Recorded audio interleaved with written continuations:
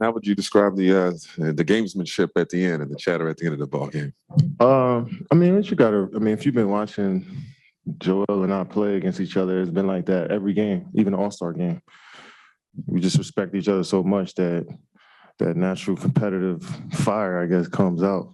So it's the name of the game, and letting them know we coming with the same energy. I like the energy that they play with tonight. You love competition; it's only gonna make you better. Knowing how much you love to battle and compete, missing the last 2 weeks, how good did it feel, even though it was a loss? But how good did it feel to get back in the flow of things? It's always good to play.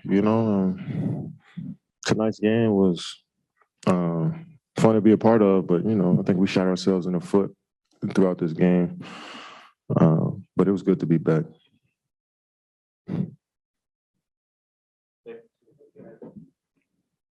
Kevin, you going against Joel a lot of years. Did anything he say tonight cross any line at all? Nah, hell no. He ain't really say nothing. I think I just was turned up, just trying to, no matter what, we down 8-10, they got the game in control. So, still let them know we still here, I guess. So, nah, he ain't say nothing across the line. We all respect each other out there. We respect this team. I respect all the players on this team and vice versa. So, it's just how we play.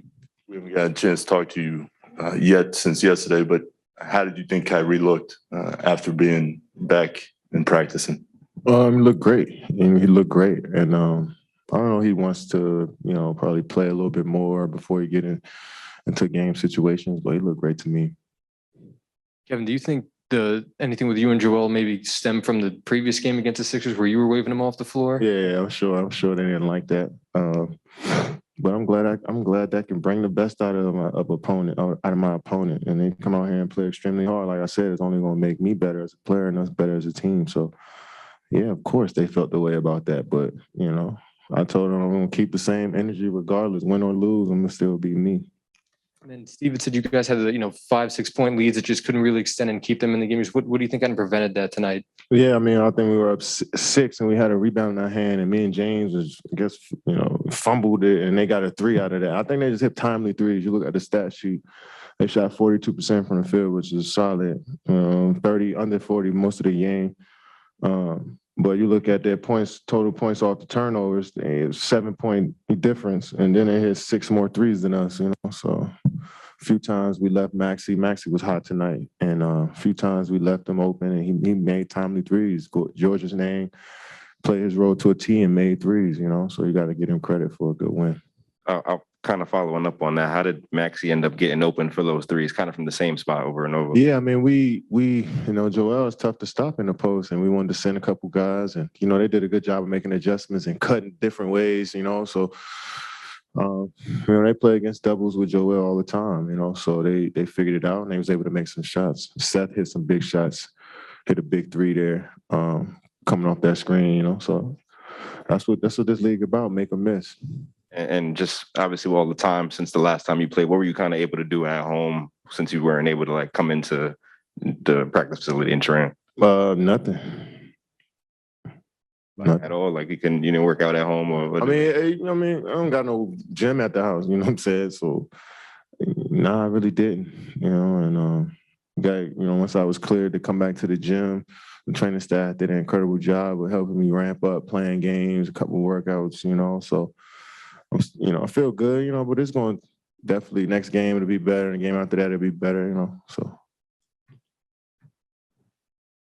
Just want to follow up quickly on the Kyrie stuff, because James said the same thing. He said he looked elite yesterday in practice. Why are you guys so confident that you can keep that continuity with someone who's only going to be there half the time? I mean, have you watched him play? He's a master.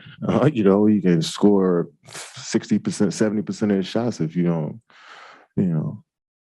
guard him. And he's a high IQ player. So, it's just a matter of him just getting his legs up under him and his wind up under him. And for us, we're gonna run plays for him. We're gonna try to look for him, and we play team basketball. So, but he can adapt and do anything out there. So we're not worried about him. I know you guys felt it was coming, but do you see a different James these last few games? What are you seeing different with James? Yeah.